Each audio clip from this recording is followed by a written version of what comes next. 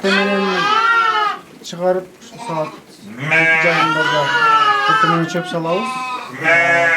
Андан кийин козуларды бөлүп, инелерин өздөрүн талагайлайбыз.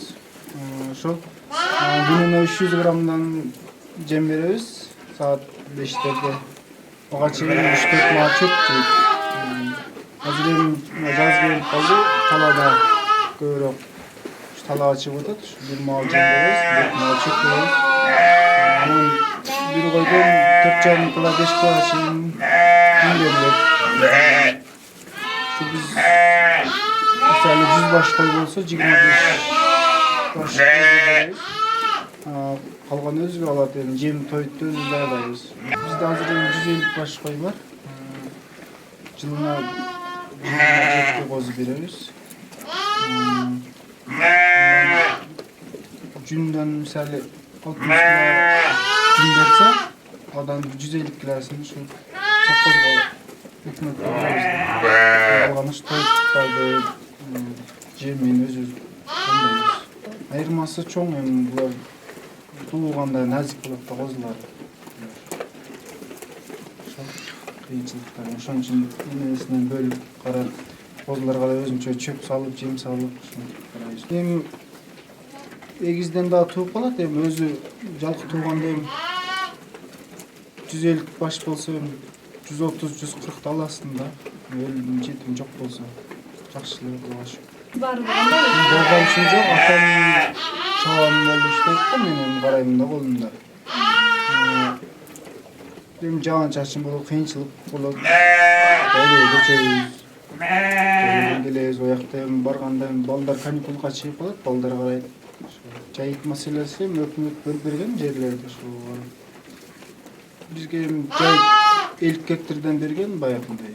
Çöy менен ораганга Çayınday деп, анан чөй оргон кой өзүнчө 20 гектардан жер берген. бир коро койгон.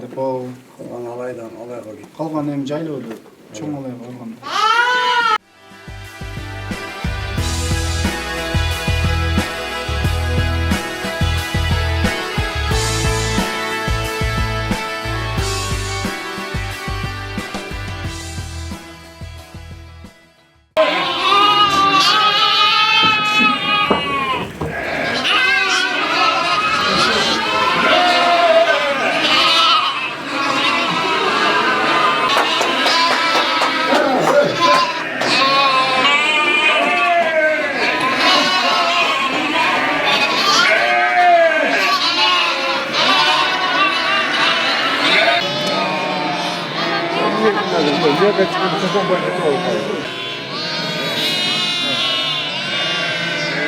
Кататалдык асыл тукум кой заводу 1929-жылы ушул жерде биринчи жолу түзүлгөн. Ошол жерден анан 1953-жылы Кататалдык асыл тукум кой заводу деген статус алган да.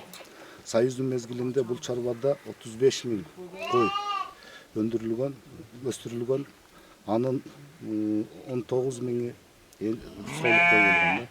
Бүгүнкү күндө биздин чарбада 3013 баш кой бар. Азыркы күндө анын ичинен 2413 башы солук. Бүгүнкү күндө азыр мына 1-февралдан баштап биз төлгө кирдик. Бүгүнкү күндө азыр почти 60-70% кой төлдө бүттү. Эми биздин мына быйылкы жылы, былтыркы жылды биздин президенти Сооронбай Шарипович региондорду өнүктүрүү жылы деп жарыялады. Биз ошо региондорду өнүктүрүш үчүн биринчи ушул айыл чарбасын өнүктүрүш керек да. Айыл чарбасынан дагы мына бизден ушул тоолуу мер, биздин тоолуу меринос койду көңүл буруш керек. Себеби бул бир гана продукция, эки продукция берет. Бунун биринчиси негизгиси бул жүн багытында жана эт багытында. Жүн жылдан жылга жүндүн пулу баасы жылдан жылга көтөрүлүп атат. Мурунку жылдары биз 180 сомдон 190 сом тегерегинде сатсак, быйылкы жылы 200, 225, 250 сомго чейин биринчи сорттогу жүндөрдү саттык да. Бул дагы болсо биздин эмеге экономикабызга кыйла салым кошуп атат да. Эми чарбанын эң негизги көйгөйлөрү музда биз Союз убагынан калган эски карыздарыбыз болчу мамлекеттен. Ошол карыздардын азыр Гидете 9 миллион карыз болчу. 9 миллион карызды азыр жоюп азыр гидете 1 миллиондун тегерегинде карыз калды да. Бизге эң көйгөйлүү маселе биздин ошо эски карыздарыбыз болуп атат. Себеби биз эски карыздардын айынан ушу техника, чарба керектүү буюмдарды сатып алганга, инвентарлар сатып алганга кыйын болуп атат да. Себеби бизге баягы мамлекет тарабынан бөлүнгөн жеңилдетилген кредиттерди алыш үчүн эски карызды толук жоюш керек болот. Ал карыздарды жойбосок бизге эч кандай жардам берилбейт да, кредит же. Ушул жагынан бир жагынан бизге көйгөйлүү маселелер ушулар болуп атат. Анан эми азыр мына элдин малы дагы аябай көбөйдү. Бул породаны сактап калыш дагы өтө кыйынчылыкка туруп атат. Себеби жайыт маселесинде элде кара кой болгондуктан себеби баягы порода бузулуп кетишке дагы бузулуп кетет да. Ошону муну таза сакташ үчүн буларга отдельный жайыт болуш керек. Ошол жерде кармаш керек. Ошондо кармаганда анан породаны сактап калабыз да. Бул породаны чыгарыш үчүн көптөгөн адамдардын өмүрлөрүн жумшаган, мээнети кеткен 50 жыл. Бул породанын өзү чыгышы 29-жылы башталып 56-жылы ошо порода деп апробация болгон да. Андан кийин биз мына Австралиядан кучкурап келип, ошон менен иштеп, мына 2009-жылы Кыргыз тоо мериносу деген жаңы порода түздүк. Бунун өзгөчөлүгү булардын жүн сапаты боюнча. Себеби мурда биздин жүндөр более мындай неме болчу, азыркы күндөрү биздики аябай ичке жүнүбүз, где-то 70-80% жүнүбүз 70-чи качество деп коет, буну 70-чи качество дейт. Анын где-то 19-20 микрондун тегерегинде. Бул текстилде аябай керектүү жүн да, баалуу жүн. Экинчи багыты бул эт багытында. Анан буларда куйрук жок, себеби баягы кыргыз койлору бакканда биринчи булар ожирение куйрук алышат да, майды куйрукка топтоп туруп, анан кийин булар сразу этке алышат да, бакса, откорм кылса бул этке кетишет да буларчы. Эт багытында да. Где-то жакшы биздин койлор азыр мисалы үчүн 20-30 килограммдан таза эт берет да. Багышка оңой, эми булар белки кыргыз койлорго караганда булар немен зоотехникалык, зооветеринарлык эрежелерди аябай талап кылган койлор да. Себеби буларга ушунчалык уход керек.